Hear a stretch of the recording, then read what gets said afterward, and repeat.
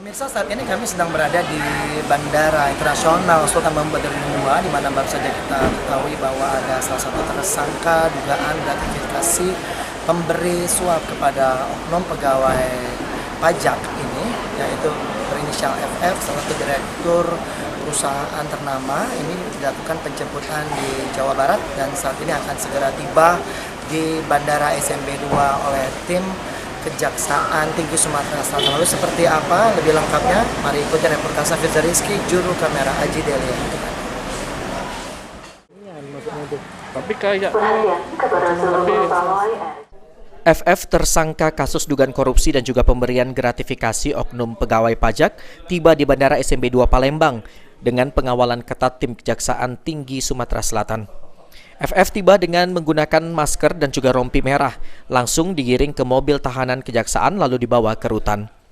Asisten Pidana Khusus Kejati Sumsel, Denny, menjelaskan FF terjerat kasus dugaan tindak pidana korupsi terkait pemberian gratifikasi kepada 3 oknum mantan pegawai pajak yang terjerat tindak pidana korupsi dalam pemenuhan kewajiban perpajakan pada beberapa perusahaan pada tahun 2019-2021 dan kemarin telah ditetapkan sebagai tersangka. Sebelumnya para tersangka telah dilakukan pemeriksaan sebagai saksi dan berdasarkan hasil pemeriksaan disimpulkan telah cukup bukti bahwa yang bersangkutan terlibat dengan perkara yang dimaksud sehingga tim penyidik meningkatkan status yang semula saksi menjadi tersangka. Tersangka FF yang ditangkap di daerah Jawa Barat ini selanjutnya dilakukan tindakan penanganan selama 20 hari ke depan di rutan dari tanggal 3 Januari 2024 sampai dengan 22 Januari 2024. Di sampingnya sudah ada Pak Denny, Asisten Pidana Khusus Kejati Sumatera Selatan. Pak Denny, bisa dijelaskan Pak kronologi terkait dengan penjemputan dari tersangka seperti apa? Kronologi penjemputan ini memang yang bersangkutan kemarin kita panggil sebagai saksi di Kejaksaan Tinggi Jawa Barat. Sebelumnya memang pernah kita periksa yang bersangkutan di Jawa Barat dan hadir. Kemarin memang ada sedikit kendala, kemungkinan yang bersangkutan itu Kurang kooperatif.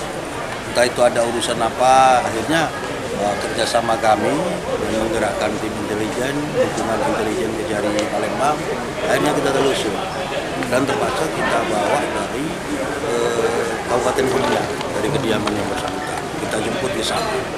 Nah, akhirnya kita sampai menemukan yang bersangkutan, kita bawa ke Kejati Jawa Barat. Waktu penjemputan ada perlawanan Pak dari tersangka? Alhamdulillah tidak ada perlawanan. Memberi sesuatu untuk kepada ASN dari kanwil pajak di Kota Sumatera.